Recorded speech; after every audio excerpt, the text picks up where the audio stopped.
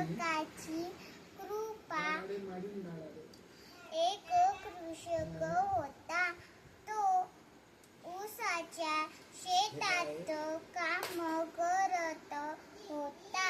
एक मृग धावत आहे आणि त्याच्या शेतात गेला.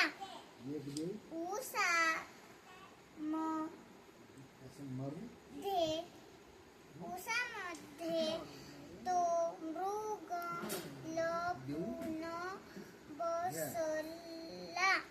तिथे एक नूक शिकारीला आला. त्याच्याकडे धनुष्य आणि बाण होता. नृपाला शिकार करायची होती.